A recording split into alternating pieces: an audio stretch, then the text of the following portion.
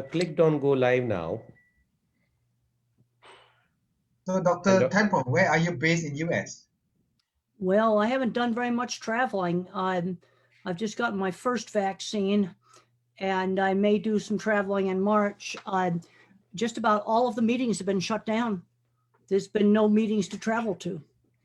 We are not live now, and we can start in 1 or 2 minutes if everybody has a time of 8:30. Sorry, 11 a.m. as per Malaysia. We still have 3 minutes, but we are live now already. Do you wish to kind of wait 1 or 2 minutes and then start the formal conversation? That's fine. That's fine. We can. Yeah, it's okay.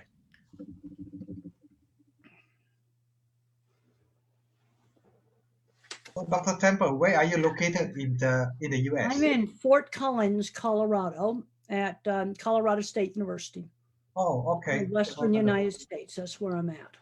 So you're following Mountain Time right now? That's right. Okay. What about you, Dr. Stephen? I'm in Boston right now because it's the pandemic, and that's actually where I live. But when I teach on Long Island in New York. I see. At Adelphi University. So it's quite late for you at your place right now. It's 10 p.m. Exactly, it's 10 p.m. But at least it's better than being midnight. So sorry to drag you so late in the evening. No worries. Okay. I just talked to a person today that was at midnight where they were at.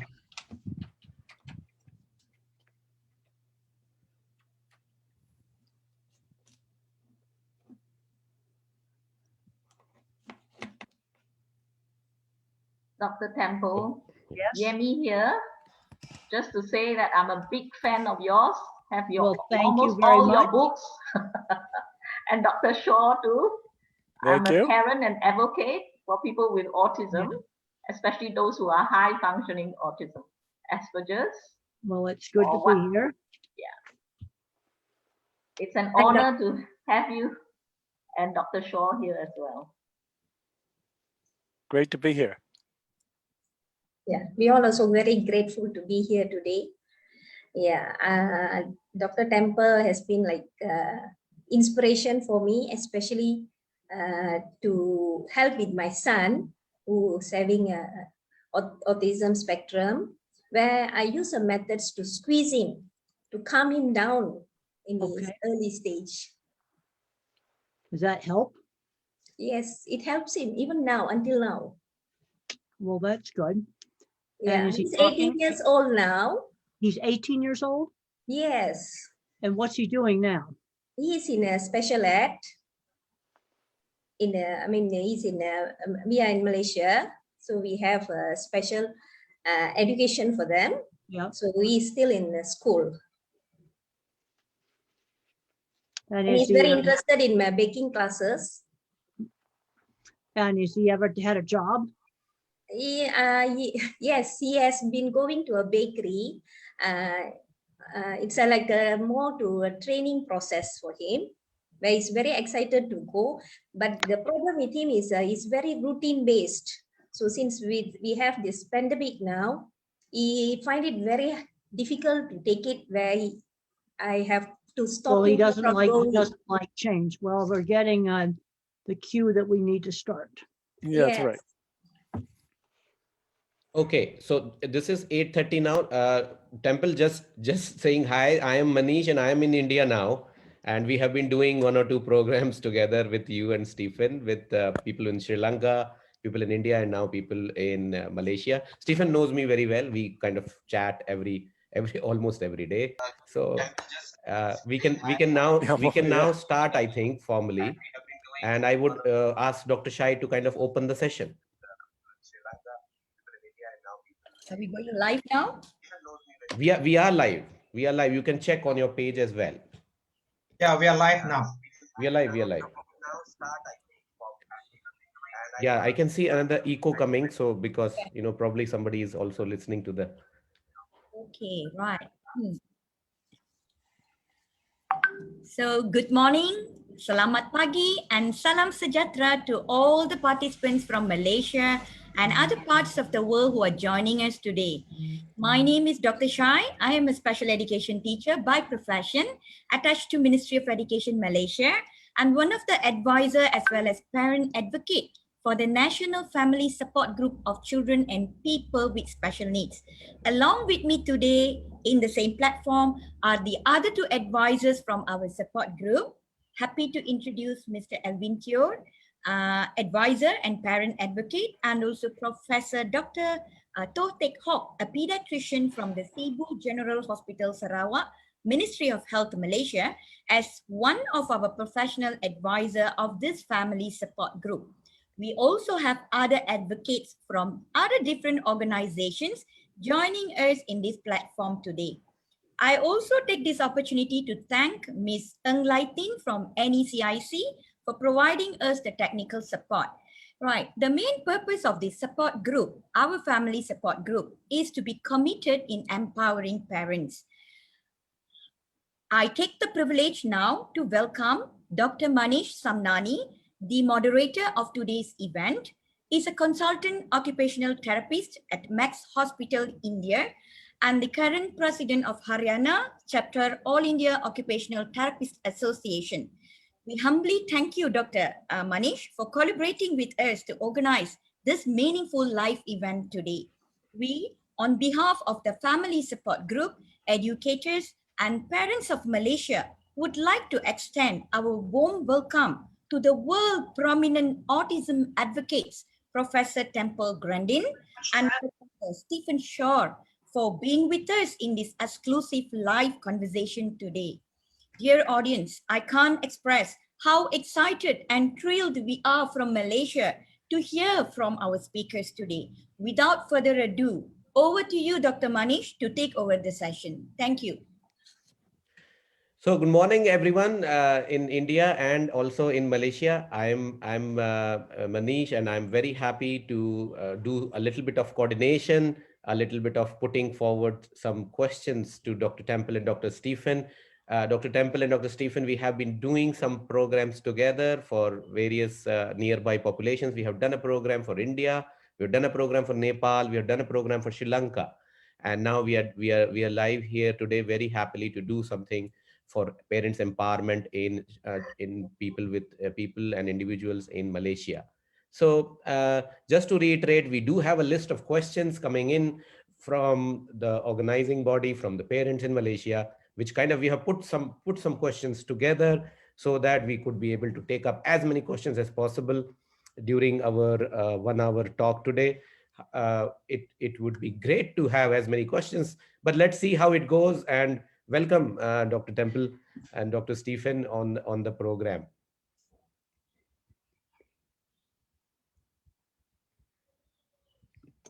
Really great to be here. A lot of things to talk about today. And when I was a little kid, I had no speech until age 4 and all of the symptoms of autism. I cannot emphasize enough the importance of early education. If you have a 2-year-old or a 3-year-old who's not talking, the worst thing you can do is to do nothing. You've got to start working with this child, encouraging them to use language. Do lots of interactive turn-taking games. Just make up little games you can play with a child where they have to wait and take turns because they need to learn that. The worst thing you could do with these little kids is just leave them there to by themselves. You've got to just work with them. And I have found that some people, like some grandmothers, for example, they know how to work with these kids. They just have the ability. But the worst thing you can do is to do nothing and wait, because the kind of therapy you do to get speech going is it's the same almost regardless of the diagnosis. If you have little kids that aren't talking, you do have to rule out deafness. You need to make sure the kid is not deaf and there's not something actually wrong with his throat physically. You have to rule those things out. Dr. Stephen. Yes, well, it's a pleasure to be here with Dr. Temple Grandin and Manish. Thank you so much for moderating and bringing us to Malaysia. Like Temple, I was diagnosed as on the spectrum at 2.5. I was struck with what I call the regressive autism bomb. And that happens to about 30% of us on the spectrum with this typical development, and then something happens where I lost a functional communication, had meltdowns, withdrew from the environment, and in brief, I became a very autistic little kid. There was so little known about autism. My parents had no idea what to do. It took them a whole year to find a place for diagnosis.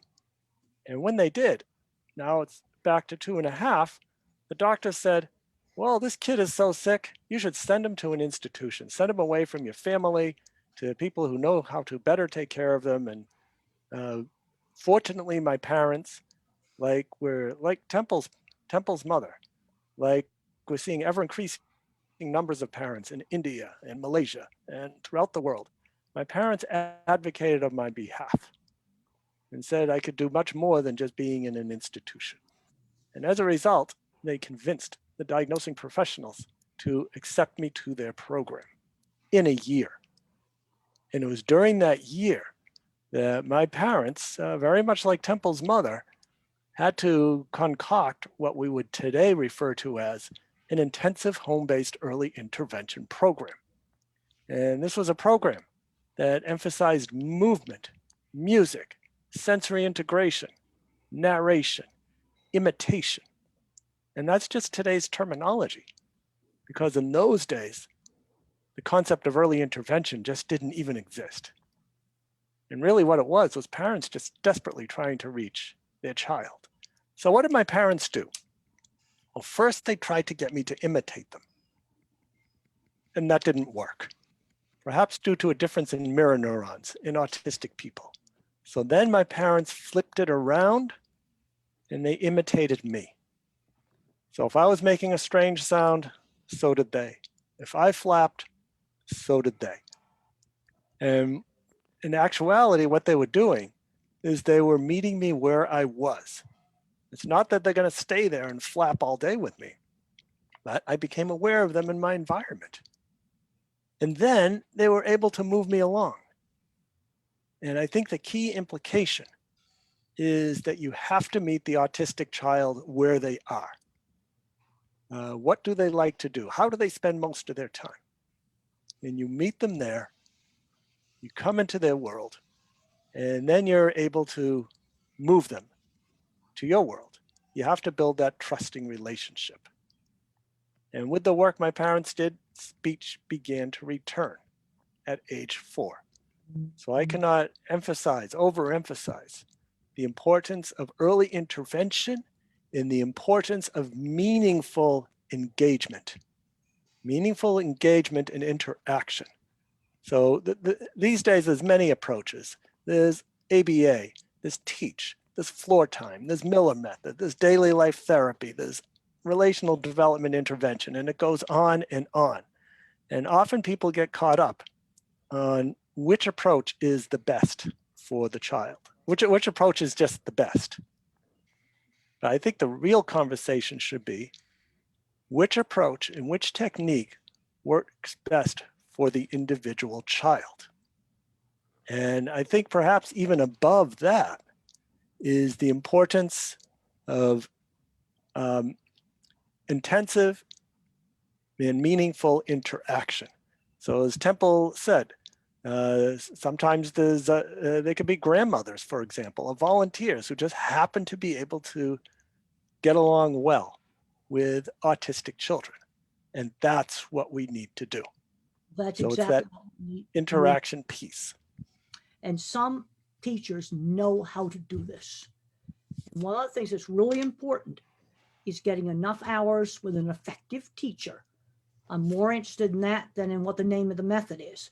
And I always ask parents, is your child making progress? And I'm going to define progress as more speech, more skills like dressing themselves, learning to use utensils. The speech gets better, less meltdowns and behavior. You also have to get enough hours of interaction with this teacher. Also, always give the child opportunity to use their language. Let's say you know the child knows the word for juice. Then say, now use your words. But you've got to give them time to respond. The brain has a slower processing speed. It's sort of like a phone with only one bar of service with bad or a bad internet connection. You've got to give their brain time to download the word and speak it. That might be 10 seconds. That's a long time. Wait for them to respond. Always say, try using your words. Another thing that's really important is slow down when you talk to these children. Because when the adults talked very fast, it went like, blah, blah, blah, blah, blah. It sounded like gibberish when they spoke slowly. So my speech teacher spoke slowly to me and enunciated the words. Like she'd hold up a cup and she'd say cup. And then she'd say cup, where she'd slow way down. These are just some tips. And I can't agree with Stephen enough on you've got to get real meaningful interaction where the kid might be spinning a coin. Well, then I'll spin a coin and we'll take turns spinning the coin because I want to try to turn things into little turn-taking games with these little kids. Yeah, that's right. And adding on to this concept of slower processing speed, one thing you don't want to do is ask the question again. So if you ask a child a question, such as, what did you have for lunch? You just need to wait quietly. Because if you ask again, what did you have for lunch? What food did you have for lunch? And you try to rephrase the question like we do with typical children, what's going to happen is it's going to cause that autistic person's brain to reboot and start from the beginning all over again. So you need to give that quiet time. It might be as long as 10 seconds, it might be longer, and 10 seconds of silence is a long time. But that's just what we have to do. The other thing we got to look at is sensory issues, and these are extremely variable.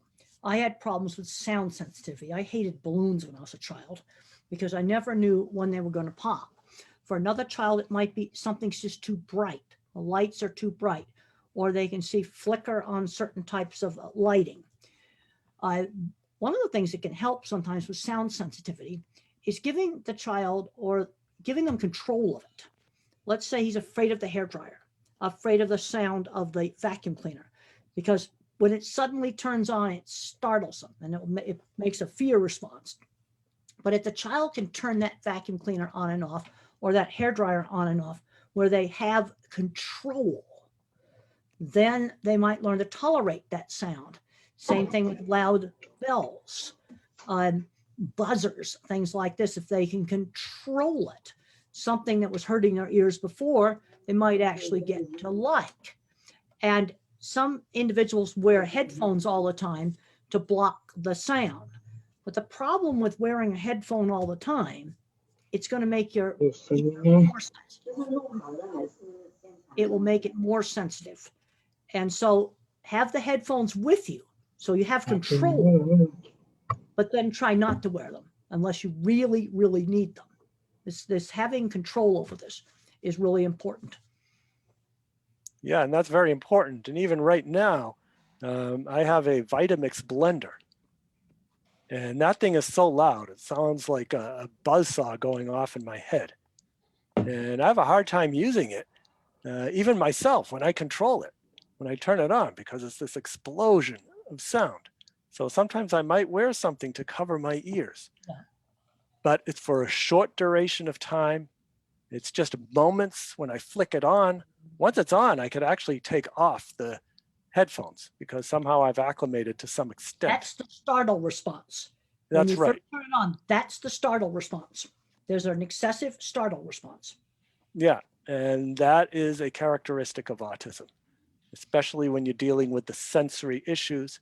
There are many senses where we're oversensitive.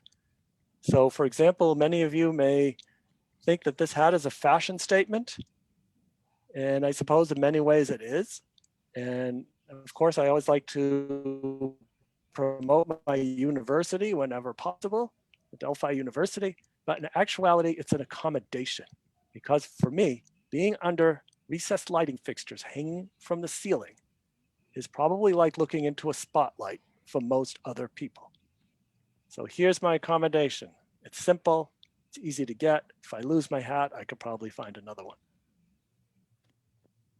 Sure. I realize how you Dr. Temple and Dr. Stephen, how you have very naturally answered couple of questions already on the list. We have like you covered the language and communication and its importance.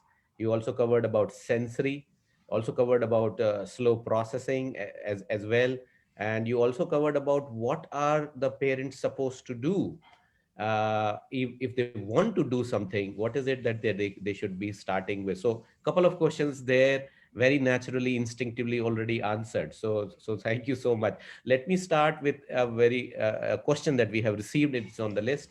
It's about emotions, and it's about how can we teach children to express their emotions, because the parents feel that they sometimes they express their emotions in a way which is a little negative or with aggression.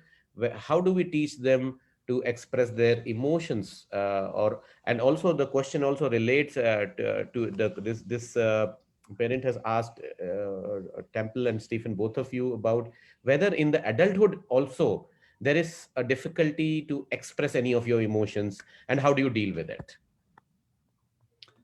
Well, I understood basic things like being happy or sad. I understood that. But there are some individuals that need to learn, like, what are the facial expressions that go with those things. And there are actually some training programs you can get that show some of these things. The other thing that helps is just teaching these children how to greet people. I was brought up in the 50s, and all children were taught to shake hands, to say please and thank you, kind of manners that can be taught. The other thing is teachable moments. So let's say a child says something really nasty to another child. You'd explain to them that, well, you wouldn't like it if somebody called you a jerk. So you don't do that to somebody else. You explain it. That's right. And Temple's exactly right. You have to verbalize emotions. That made you, I saw that made you very angry. That must be making you very angry. And when we get angry, while it's not appropriate to hit other people when we're angry, we can't punch this punching bag or punch a pillow. So we can also redirect emotions. I think another thing that is important is to dispel the myth that autistic people do not perceive other people's emotions. And if anything, I think we perceive them more strongly than others. It's a little bit like echolalia, or repeating of sounds from the environment. You hear a sound from the environment, you say it back. It's unprocessed sound. And with emotions, what can happen is that autistic people, just like with echolalia, fusing to another sound, we could fuse to another person's emotions. And this is what happens with young children. So for example, if you're a teacher or a parent or otherwise spend time with young children, you get up in a bad mood and you go to work and you're with the kids. And somehow the kids are all acting up, because what they're doing is they're picking up on your mood. However, they don't realize that it's your mood, it's not their mood. So they fuse to your mood. And what happens with autism is that for many of us, that continues through adulthood. So specifically, what that means for me is that if I sense a strong emotion that's out of context with the environment, I have to check in with, for example, my wife and say, are you having this emotion? And often I feel that I am. And for young children, if you keep calm, if you keep low and slow, you might say, then they will be calm. If you get all excited about something and yelling and moving around fast, then the kids are going to reflect that and probably amplify it. Yeah, I mean that was the next question as well, about how parents can react to the children not being able to express their emotions, or their children being expressing their emotions with aggression or throwing things probably, or pushing others. That was the next question as well. And connected to that, and continuing with the emotion part, there is another thing about a parent asking that how can parents check their own temperaments? So if they feel that they are going a little tempered with the parents, with the children, probably because they are dealing with this all the time, probably because it's too much on them to manage, especially when children have a different way of expressing their emotions with aggression and other things. The parent has asked how can they check their own tempered emotions. Any of you, please. Yeah, some ideas. Yoga can be very helpful. Meditation. When you're in the moment and the child is having a meltdown and you're going to have a meltdown too, maybe you could just take 3 deep breaths in, inhale calm from the environment, and exhale anxiety. If you need something more physical, you could breathe in and make a fist like this. And then when you breathe out, you open your hands. And if you need a little more, you can breathe in like this, push your hands together, pull them apart. It just takes a few moments to do that, and it may lower you. There's a good chance that this will lower your anxiety level, lower your anger, and in that way you can more rationally deal with the situation. Sure. A question for Dr. Temple is, how can parents work with children being a little rigid? How can they improve the flexibilities in the children? We talked about their skills overall, and rigidities, as it could be sensory rigidities.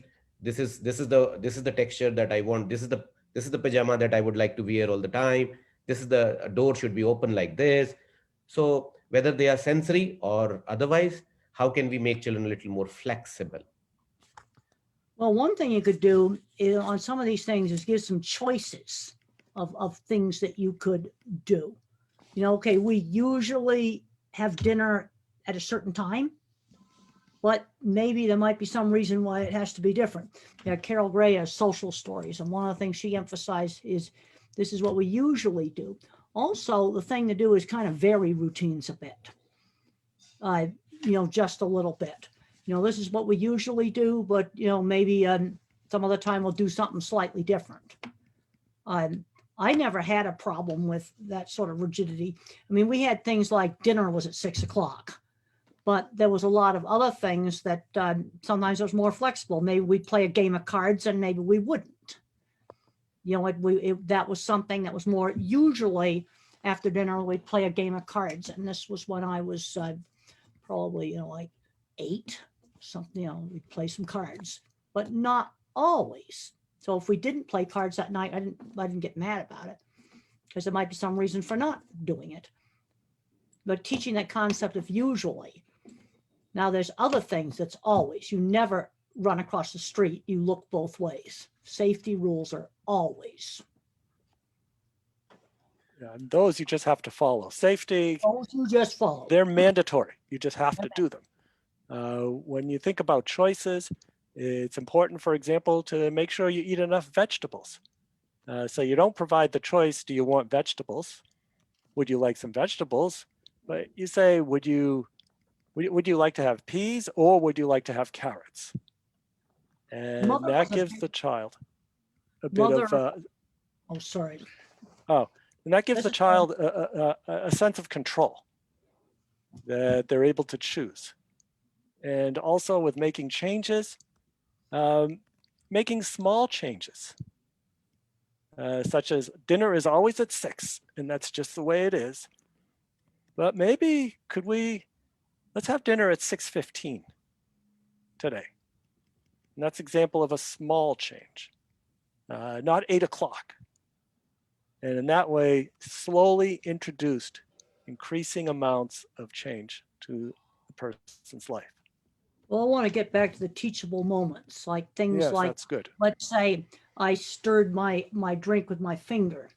Mother didn't say no. She would give the instruction, use the spoon. And she'd say, other people think that's dirty when you use your finger. She'd give the instruction and then give the reason for it. Like you don't chew with your mouth open because other people think that's gross. You give the reason for it too. And so it was always done very calmly, because a big mistake, okay, the kid starts to stir the drink with a finger and they're screaming, no, stop it. No, give the instruction. And that's exactly right. You will go much further if you tell the child what to do as opposed to what not to do. Because if you say, stop doing this, well, then there's a hole. Then what do? You tell a child to stop flapping their hands because they're sensorily overloaded. Well, what are they going to do? But if you put a squeeze ball into their hands and say, here, squeeze this, you'll go much further by telling the child what to do rather than what not to do. No, it's really interesting. A lot of things like squeeze balls and things that people on the spectrum like, so-called normal people like them too. You can go to the big trade shows and they have squeeze balls for every single field of equipment. You know, if it's the chicken convention, it's a chicken. It might be a little pig, or it might be a brain if it's a psychologist's convention. So the so-called normal people like those things too. Sure. I mean those are great and practical ideas. I have some couple of questions from parents of children who are 12 years, 13 years, 18 years, 23 years, 24 years. I'm going to put them together into a theme and maybe put across to you, just giving you a context that this is more about teenagers, young adults, and adults. The first question, of course, is about uh, what is it that we are going to focus on for these children? Is it still special education? Is it therapy? Is it any kind of a school? Is it so parents are wondering what this age group should be focusing on? Your views, Temple. Yeah. Start on that. First of all, okay, this is where you really see how big the spectrum is. So at one end of the spectrum, you might have a brilliant computer programmer who's autistic that needs to work for one of your technology companies. And at the other end of the spectrum, you've got somebody who can't dress themselves. So when they turn into teenagers and adults, they start having very different needs. Let's start with just fully verbal teenagers and adults. I'd like to be teaching working skills.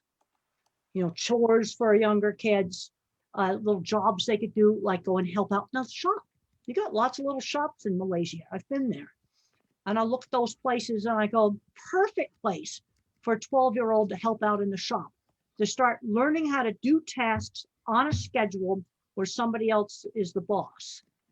And where there's some, maybe they need to go to college. And I've been out to Silicon Valley in our tech industry, and I've seen computer programmers, so I know we're on the autism spectrum. You see, the problem we've got is when they're older, it's such a big spectrum. One needs to be going into real professional career, and another one can barely dress themselves. They're not going to work for a tech company. But there's a tendency to sort of lump them all together. And when they get older, they're really quite different. Yeah, that's right, Temple. The diversity in the autism spectrum is immense. Maybe the spectrum is even too wide for its own good. Oh. And what that tells us is that we have to look at the individual person and what are their interests? What are they involved in? Wherever possible, as Temple said, employment is a big concern. What type of employment can that person be doing?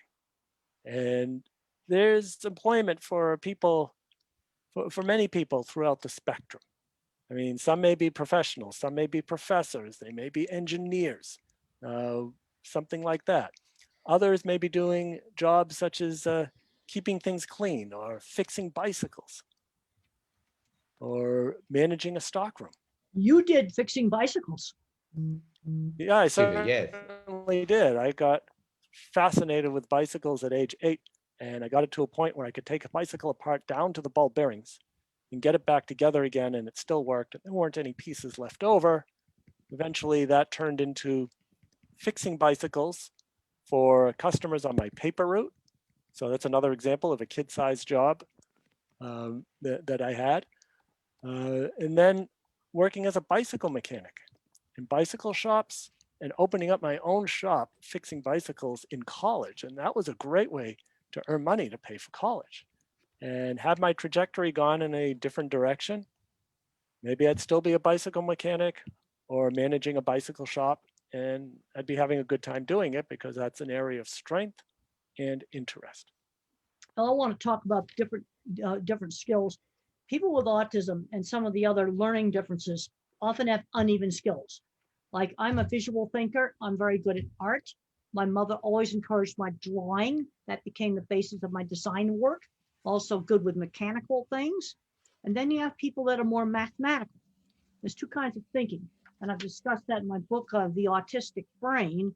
There's actual scientific research that some people are an object visualizer and other people are a more mathematical, and they're different skills. So one might become a computer programmer.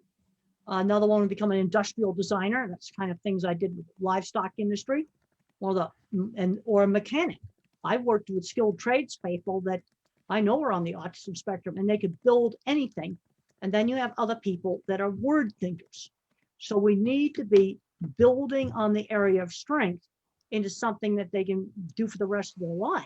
I'm using my strengths. I'm terrible at algebra. I can't do algebra. Computer programming, that doesn't work for me. But I can visualize whole livestock handling systems because I can see it. I can also visualize. I remember going in Malaysia and looking at the little shops and picking out the ones that I thought might be the best ones for maybe a 12-year-old, get a little job experience where they'd be safe.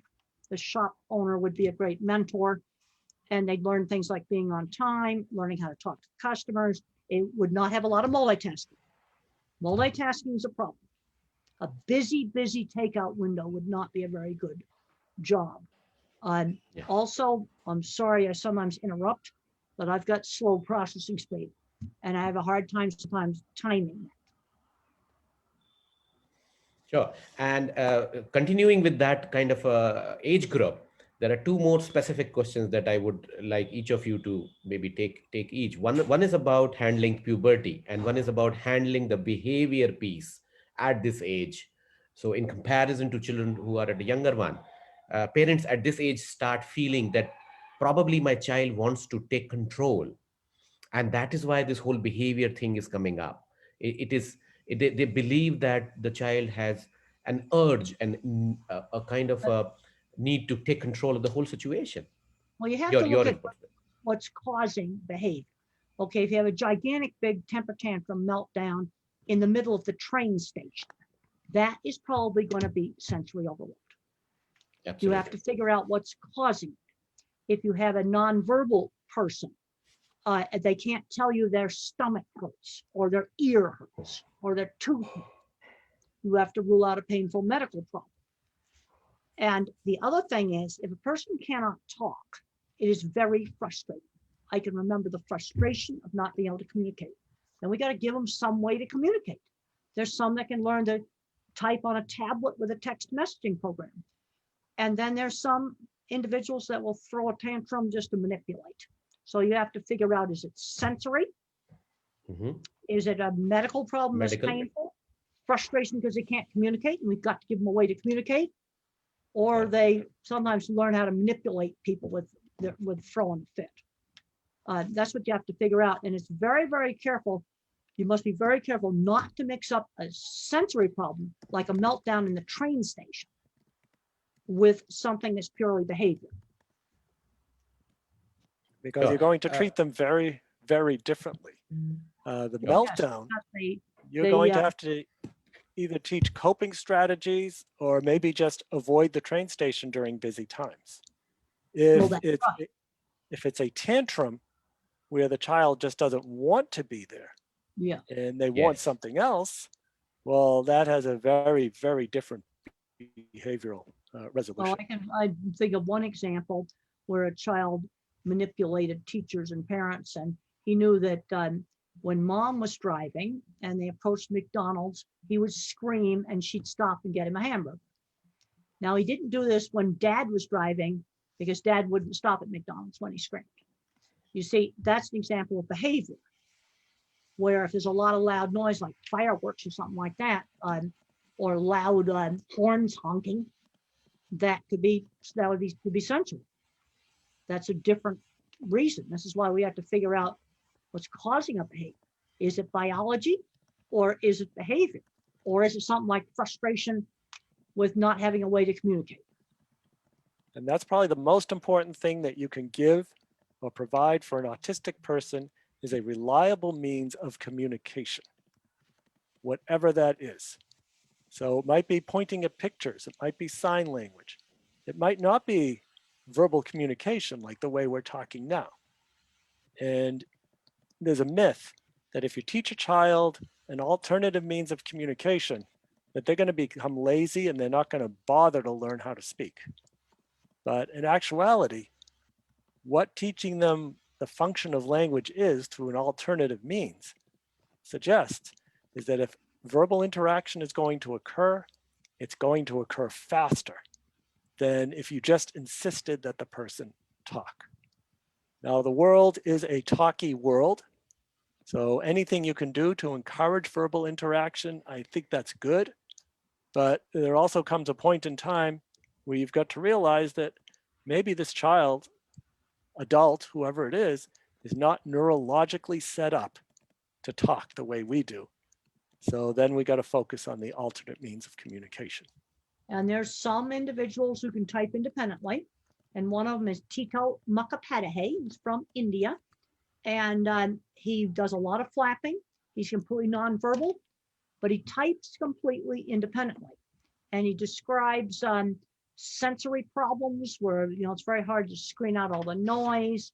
His vision isn't always reliable. The images may break up, like a really bad TV image or a bad computer image. But he types completely independently. His book is called How Can I Talk If My Lips Don't Move? How Can I Talk? My Lips Don't Move. It is available in electronic book from Amazon. And I think that book was really good. If you have an individual who remains nonverbal, that book is essential reading. And I have a summary about Tito Mukhopadhyay in my book, The Way I See It, my most basic autism book. But I found reading about Tito's sensory issues, the problems he had with controlling movement, the problems, the tremendous effort it took to type, and then he had to rest after he'd done a certain amount of typing. And he types completely independently. Nobody is touching him, and nobody is touching the thing he types on. Because I've seen where they have a piece of cardboard they type on, and the person's holding the cardboard and moving it like that. That's cueing. Cannot touch the person. You cannot touch the thing they type on, whatever it is. Because then I'm sure that Tito was the author, and nobody was touching Tito. He was completely independent. Right. You've got to separate the intention. And I have visited him, and I think his book, if you have a child that's like older than age 6 and there's no language, you need to be getting that book. Yeah, and I've seen Tito as well. He communicates absolutely independently. I know many other autistic people who communicate independently by typing at a keyboard. For some, they have difficulty because they have difficulty moving their muscles. They've got a little cerebral palsy in addition to autism, but they're doing it on their own. And that is what is key. You don't want to mix up any potential intention from the supporting person with the person who's doing the communication. And there's some people, they might support the wish to start, but then the only way you can be sure that the typing belongs to the person with autism is finally get your hands completely off of them. And I met Tito, and he came in and he flapped and he ran around. We were in a library. And I wanted to ask him something that his mother couldn't possibly train him on. Something exactly. And I reached into a big stack of science magazines, to the bottom of the stack, and I found this really strange picture of an astronaut wearing a spacesuit riding a horse in the middle of the desert. And I put this picture down in front of Tito and I just said, tell me about this picture. And he types really fast, Apollo 11 on a horse. There was no way that was cute. That's why I chose that picture. Right, and that's the other way to figure things out is ask them something that the supporting person could never answer.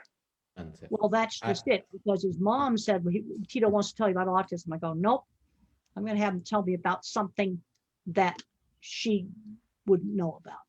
And I just paged through the magazines and just came across that picture and decided to, thought that'd be a good one to show to him. Yeah, yeah. Dr. Temple and Dr. Stephen, I have met Tito in India in a interaction that happened with a group of parents, and I was equally amazed because someone just got up from the parents group and said, Tito, why do you like chips? And he immediately in front of us typed on his communicator, a chips is a gift of the potato to the mankind. That's what he typed. That's a very original response. And Absolutely original. Yeah, I asked him one time, we were on a video link at a conference in Canada, and he didn't have a visa to go to Canada. So they had him on a video link, this maybe 10 years ago. And I asked him, what was it like before you had typing? And he said, emptiness. One word. Yes. Boy, that was wow. Oh, that was wow. And I also remember specifically one parent, another spontaneous question, very abstract. What should the parents do to help the children? And he immediately typed again, believe in them and they will believe in you. I think that's amazing. Yeah, that is. So when you look at him on the outside, he looks very, very severe. Yes. Yes. He describes not controlling his movements. And there's another book, The Reason I Jumped, from Japan. And there's a sequel to that book that's better. And he talks about not being able to, having very big difficulty on controlling his movements. Sure. I would now like to hand over the spotlight to Dr. Shai, and who is the local organizer and host for today's program. I would want her to put up some questions, either from her side, from the parents group side, or from the FB Live if she has received any. Dr. Shai, please go ahead. Yeah, thank you, Dr. Manish. Here are some questions which I've collected from our parents from our FB live session. So it has been teamed into two. One is school-going children, elementary and also secondary. And also the other one is about marriage. So I'll go with the school one. A parent have asked, my child is struggling to understand the concept of time, mostly the passage of time and making sure he has enough time to get ready for school. He does not do well with being hurried. Can you comment on understanding time? Yes, no, I had to learn that. And we had a big school clock, big, huge clock, this big. And I could watch the second hand go around. And then as the second hand went around, the minute hand would go click. And I could actually see it move a little bit each time that the second hand went round. And my mother just explained to me that on the small clocks, you can't see that. You can still get these clocks, you can get them battery operated. But being able to see the minute hand move a little bit each time the second hand went around gave me the idea of passage of time. Also, just like an hourglass, you turn it over and the sand goes through it. Now, of course, digital things didn't exist when I was a child, but that helped me. And then I learned how to be on time for dinner at 6, because I'd say, well, the big hand is, is on the 12 and the little hand's on the 6. So we know we're digital now, but there might be some kids where you can get a battery operated version of this big clock where you can still see the minute hand to move. So learning to tell time, and the concept of time is very visual. So having a clock with hands that move, an analog face, an hourglass, just like you said. You can also, there are timers where the timer starts out white, and then as time goes by, the red part gets bigger and bigger. And that's another way to show the passage of time. And also scheduling can help with time. So making sure the child has a picture or a word schedule, however they communicate, with the times denoted. You also have those timers where you just twist the knob and then the knob slowly goes back to 0. That's, yes. They're very simple mechanical timers. I have an ancient microwave and it has one of those. And then I can't actually see it move, but I mean, within a minute it's moved. Yeah, a kitchen timer. Yeah, Wind up kitchen timer is the best. But these are just some of the things you could do that are, not expensive and make it a whole lot less abstract. Right. Right, thank you, professors. The second question is about classroom setting, whereby what are the behavior management skills that are applicable in classroom setting? Just for the understanding of our speakers, in Malaysia, the kind of programs that we have in the public schools mainly are integrated program, which means we have children of different categories under one roof, under the program. So in this kind of situation, what are the behavior management skills that are applicable to be practiced by the educators in the classroom setting? Can you give us some understanding on that? Well, let's look at what is the behavior problem. Is it, my elementary school or my primary school had an old-fashioned 50 style classroom where the kids sat in rows, everything was really quiet, but there's some other schools might have a more noisy classroom. So do you have a sensory problem? That might be causing a problem. I remember one school when the chairs scraped on the floor. The child that didn't like it and they put some balls on the end of the chairs. But you have to figure out what's causing the behavior problem. I have trouble with sitting still. There's problems with getting, they keep telling kids not to move their hands. I have problems without moving my hands. All right, here's some doodles that I've made during Zoom conferences. Just to have something to do with my hands. And that's not anything that bothers anybody. It doesn't make any noise. But one thing with autistic kids, no surprises. Surprises scare. What you don't want to do is have the child walk in and the school is under construction. And yesterday it wasn't. You want to warn them about stuff like that. You want to warn them that, there's going to be a substitute teacher coming in if you can. So you don't have surprises. That's the real thing. Yeah. Other thing I want to tell you, long strings of verbal instruction. These kids can't remember. I can't remember that. If there's a task where I have like 5 steps I have to follow, I can't remember those steps. I need to make a checklist where I write down step 1, step 2, step 3, just like a pilot's checklist. Written instructions often work better.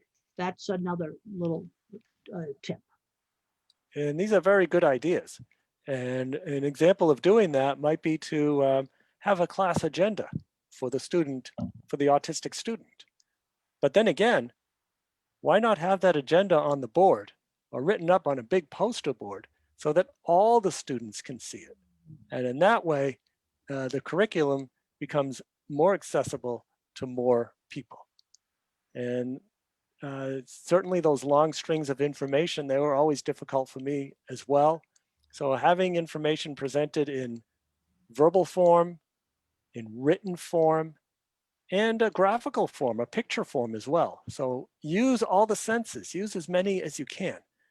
Many of us autistic people, I think even most of us are visually based, but keyword is most, which means many of us are not.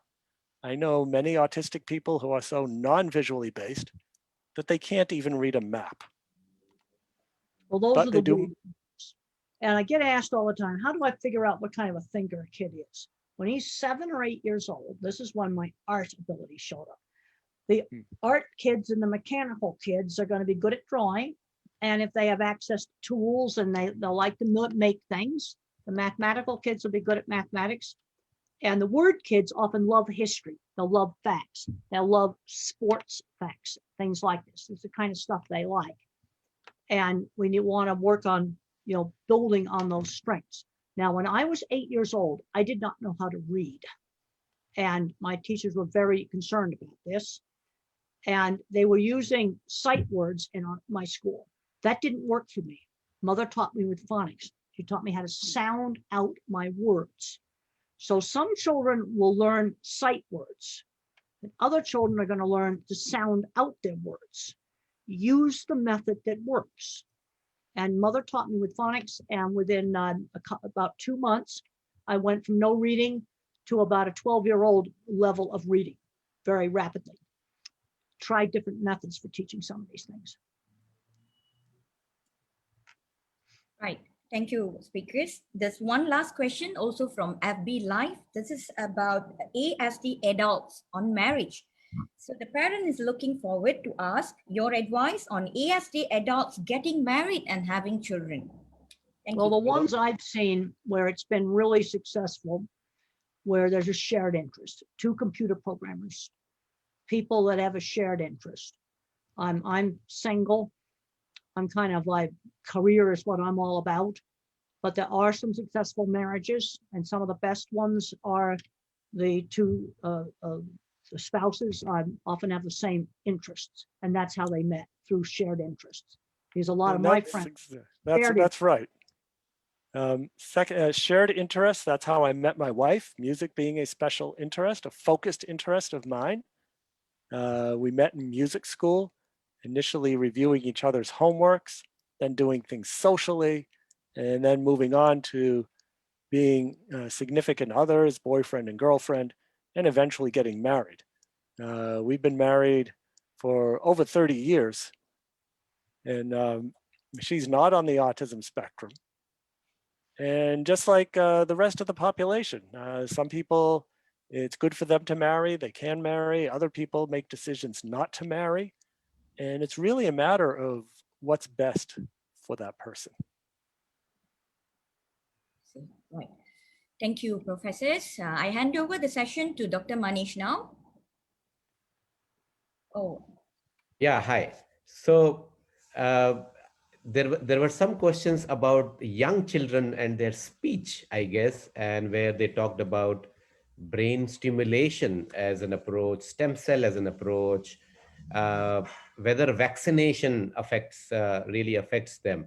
So in general, your last few minutes of our 1 hour conversation from Stephen and Temple, both of you, about a lot of anxiety in parent about how to get the speech.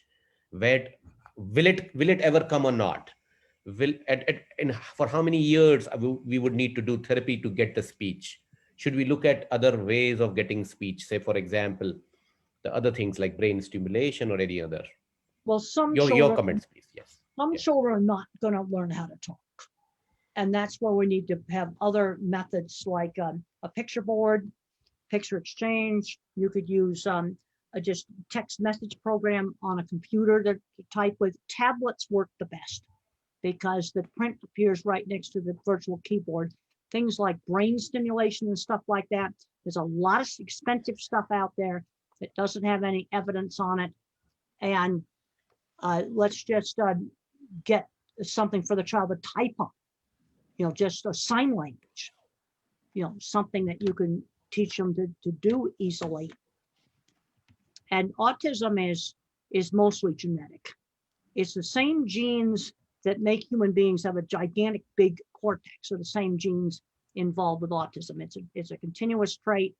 You're not going to find single genes. I've had my genome completely scanned. It's now published. And they were kind of disappointed that the autism genes didn't just fly out of it. I found out that I have a blood thinner disorder, that if I'd had tooth implants to correct my ugly teeth, my jaw could have fallen apart. That's stuff I found out. But a little bit of autism is what gives you the technology we are using right now. The same genes that make the brain big cause autism. Here's a paper you might want to read, Genomic Trade-offs. Autism and schizophrenia, the steep price for a human brain. And I've been out to our tech industry. There's a lot of autism out there. Sure. Stephen, your comments on speech development and other ways of getting. Yeah, well, as Temple said, there are autistic people who are just to learn how to talk. So the most important thing you can do is to provide a reliable means of communication.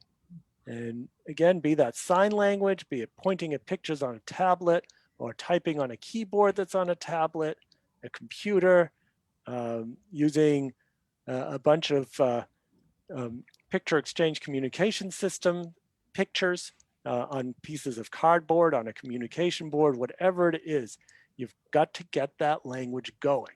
Both Temple and I have memories of being incredibly frustrated when we were not able to communicate.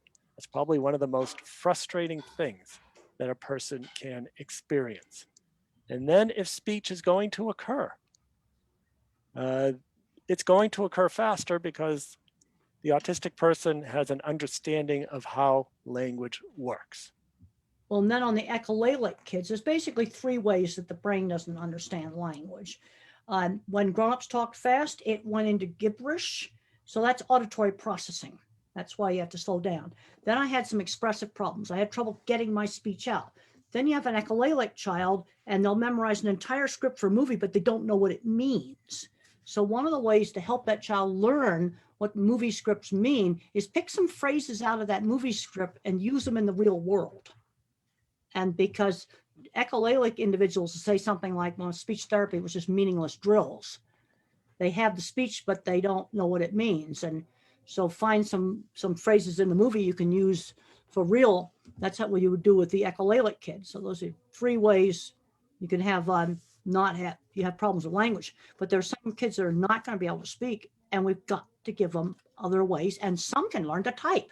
The tablet works best because when you type on that keyboard, the print appears right next to the keyboard. If I type on this desktop, I got to look way down like this and way up like this to see the print. And there's a problem with attention shift. That's why I recommend a tablet for teaching typing on, and that's something that's readily available. And that's another reason why I recommend that. I have a question on Soch page, and it's pretty a pretty good, beautiful question. Kathy Williams has asked, I have 3 grandsons with autism, age 15, 11, and 2.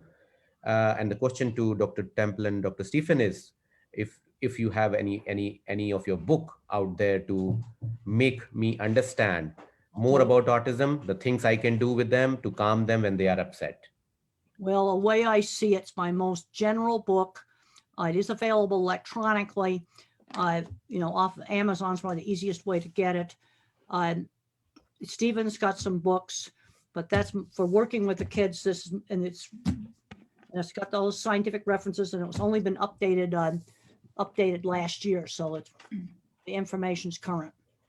And 2 books that I have that will be very helpful. One is Beyond the Wall, Personal Experiences with Autism and Asperger's Syndrome. That's my autobiography, where I use the autobiographical structure to talk about what it's like to be autistic, have difficulties in communication, sensory issues, teaching strategies, and successful navigation to adulthood. I also am the co-author to Understanding Autism for Dummies. And that's a good introductory book. It's part of the For Dummies series, programming for dummies, car repair for dummies, just everything you can think of. There's thousands of titles. And now there's also an Understanding Autism for Dummies. Temple, you wrote the foreword to that book. And it's a good book. And then Thinking in Pictures is my autobiography. And I talk about how, visual thinking, how that works, how I got my business started. It started slowly, and there were some good people that recognized my abilities. There was a contractor who seeked me out because he saw my drawings. He had a little tiny construction company, and he seeked me out to design things for his construction company. And when he retired recently, he has a huge, great big construction company.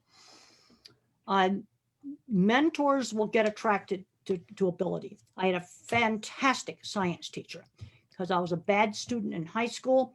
And my science teacher showed me how studying could become the pathway to becoming a scientist. That motivated me to study. Can't emphasize enough the importance of good teachers, but there were also some good people out in the business world that helped me.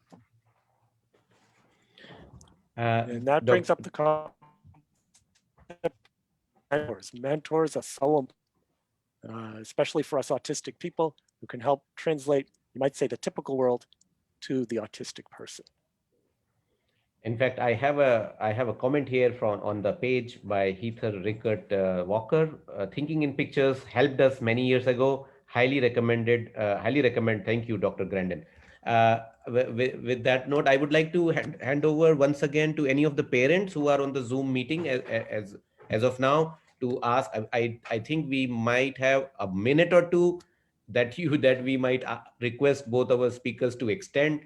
But if there's any question on the Zoom meetings, parents who are present here on the Zoom meeting can please go ahead and ask. Minus theirs has a question. I saw somebody raise their hand. Yes, Teacher Muniz, I think you can go. And we have one from Mr. Duani, right? Okay. Dwayne, I would like to address a question about my son, who is 18 years old, who has autistic. Recently, he has a new habit of spying, spying on our neighbors. Usually he peeks out from my daughter's window to look at them. And then like he does this multiple times. And then he will always check on them, whether they are around, they are not around, because they are a good friend of mine. He has the access to their phone numbers. And then what he will do, he will call them and ask them why they are not at home, why their lights is not on, when they are coming back. So it's a bit uncomfortable for me, although they don't mind it because they understand the behavior. I don't know why, what explains this behavior? I'm very sorry, but I'm having trouble hearing you. This is where my auditory processing problem is coming in, and I'm understanding about every other word, and I'm real sorry about this. Maybe yes, maybe you could write it in the chat, and then I could why don't write it in the chat. I'll start. I couldn't hear some of the words. Okay. So I think it's important to, well, one thing that might be driving behavior like that is that the world is so much more unpredictable for autistic people than it is for non-autistic people, especially the social world. So in some ways, it might be a desperate attempt to make sense of that person's environment. Now that said, even if you know the reason, it doesn't mean that that behavior is okay, and that the child should be able to do that. You know, certainly peeking into other people's homes, that's a no-no. That can get you into a lot of trouble with the police, even if your intent is just to see if they're home. But that's just a rule that the society has. And that has to be taught. Under no circumstances can you do that. No, there's certain rules that are absolutes. Dinner could be at 6 or 6:15, but there's other rules that you never break. Okay, we are trying to tell him that it's not appropriate behavior, that he should stop. So it's like we are giving, like, you don't go and, I mean, he's not going to their house. It's just from my window to see their house. So it's like we are trying to make sense that it's not a proper behavior. But I don't know how to completely to stop the behavior. Well, first thing, you've explained to him why he should not do it. And this reminds me of a child that I was talking to a mom that had an individual, probably 18 or 20, and he would go and steal the internet connection boxes off of people's houses, which did not make him very popular in the neighborhood. It's the box where the internet and the TV cable connection comes in. And I suggested getting him some cable boxes that he could just buy some of those. And now he leaves other people's cable boxes alone, because now he has a collection of cable boxes and internet connection boxes that were bought from an electronics shop. And in that situation, it stopped it. I said, you must not touch other people's internet connection boxes. You have some of your own, and you never touch others. And he never stole another internet connection box again off of somebody's house. He's not obsessed with the things or anything. He's obsessed with the people. I mean, the neighbors. He refers them to auntie, uncle, and then he's like very obsessed to the people. Well, you watch movies or something, but you can't be looking into people's houses. You can be arrested for that. See, there are some things you just don't do, and they can have very big penalties, and you just don't do them. And you could get in more trouble for that than for stealing internet connection boxes. Yeah, that's right. And you've got to find maybe perhaps a substitute behavior, something else Okay. that person can do, instead of to distract them from being so concerned as to whether their neighbor is at home or not. Right. Thank you, Mr. Thank Muni. you, doctor. Yeah, I would like to invite Yemi for her You question. just cannot do them. All right. Thank you. Yemi. Yes, thank you. I have one question here. Being a parent of an adult autistic person, and also with a group of parents who have adults who are in tertiary and work place, they do have a work. Now, my question is this. At what point was your parent, Temple and Stephen, at what point was your parent a supportive parent fade away in terms of support? Would you be able to kindly share with us? Well, I was away at college, but I went out to Arizona and started working on getting my business started. That I pretty much did on my own. And there were other mentors. This contractor I told you about, starting a little tiny construction business. And he got me working with them, designing projects. There were some good people in the cattle industry that recognized my abilities. If you have an ability that other people want and appreciate, mentors will sometimes find you. Now, as a young child, it was my mother. My mother was the main thing. She had a very good sense of just how much to stretch me, slightly outside of my comfort zone, but always giving choices. And when I was a teenager and I had a chance to go to my aunt's ranch, I was afraid to go. And mother said, you have a choice. You can go for a week or you can stay all summer. Not going was not one of the choices. But I did have the choice that if I hated it, I could come back home in a week. I got out there and I loved it.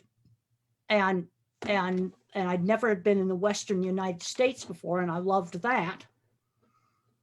And it's but she gave me some control, but she knew just how much to stretch me, because I'm seeing some kids getting addicted to video games and they're going nowhere. And they're not learning things like shopping, basic things. I have seen students with autism who are really good academically. They don't have a bank account. They don't know how to shop. You see, this is where they get kind of too babied. Yeah, my parents were good at stretching me as well.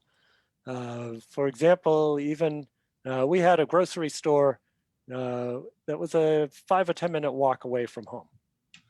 And at first we'd go together. It was a smallish store, so it wasn't sensorially overloading. We'd walk over together and we'd shop together. Then one day, maybe I was only 9 or 10 years old, my mother told me to go and buy a half a gallon of milk. And so I went on my own. And gradually, I was doing most of the shopping. And sometimes it would be a big shopping. Maybe there'd be 4 or 5 bags. And then if I got permission, I'd have to ask for permission to borrow the grocery cart, that I could wheel the groceries home. And as soon as I delivered the groceries to home, I'd return that grocery cart right away. So that's how I learned how to shop. I was also taught how to wash my clothes, do a laundry. I remember at college. Now, some of us are going to college and some of us aren't. But what my parents did for college, and it was very unusual in those days, is that my sister was 4 years older than I am, and she was at college. And sometimes my parents would say, take a couple days off of school and go with your sister to the university and just spend time with her. And so I stayed in her dorm room, and I thought it was great because in college there were no bullies and people would talk to me and they were interesting. And then I had to get home, so I'd have to take a bus by myself, 90-mile bus ride back to home, where then my parents would pick me up. And so in that ways, my parents were continually pushing me to become more and more independent and to do That's things. right. I can remember when I was about 10, I was allowed to ride my bike down to the shopping center and buy comic books and little airplanes and toys. That, gradually giving me, more independence. Right. So it's a gradual process. That's right. And knowing your child, that will help you know how far you can push and how far you can stretch. I like stretching because we don't want to force them into some big sensory overload thing or like push them into something they can't do. But if we don't stretch some, they just don't develop. Because I'm seeing too many kids today where they don't have any skills. And I'm seeing some parents having difficulty letting go. And they're holding their kid back on becoming independent. Thank you so much. Heads nodding here. I couldn't agree more. Yeah, good. Thank you, Ms. Yami, for the question. Now I hand over the session to Dr. Manish. I seek for your understanding. We need to let our speakers end and rest for the night. I'm handing over the session to Dr. Manish now. I think we should conclude now. We have already taken a lot of extra time. I'm so thankful to you, Dr. Temple Grandin and Dr. Stephen Shore, to agree to come to such programs as per our request time and again. And both of you are making a meaningful impact to the whole country, to the whole community that are following you. You are our spotlight. You are our shine that is guiding us through managing children and parents and the whole challenge of autism and difficulties that they face. Thank you so much once again. I think this is the time we had, and we can conclude and close this program now. Well, thank you My so much. pleasure. Yeah. Thank you very much for having us. It was great to be here. Yeah, dear audience, we have come to the end now. Thank you to each and every one that had participated directly and indirectly to its making today's session a successful one. So I believe today's session would have touched you as much as it has touched me. Once again, I thank Dr. Manish, our moderator, for collaborating with us, and our two wonderful speakers, Dr. Temple and Dr. Stephen, for being with us today. With that, take care all and have a good weekend. And I would request the members in the Zoom for a while to have a group picture. Thank you. Sure. It was wonderful to be here. Thank you. Yeah. Great being here. Thank you very much. Thank you so much. The live program was already able to reach to 3,000 people. I could see that on the statistics, and I could see that around 350 parents were present and attended live as well. Their eyes were on the program, around 350 of them, and it could reach to 3,000 people. I'm sure that it is a wonderful way of utilizing the social media to the goal that we have for such a program. Yeah, sure. Thank you. Thank you so much. So well organized, Dr. Shai, the entire team from Malaysia, very well organized and very well promoted. Thank you, Dr. Manish. So can we have a group picture now? And I would seek for the others' assistance to on your camera. Yes, there are two of us who are have still. A green screen. Dr. To, lighting, and we have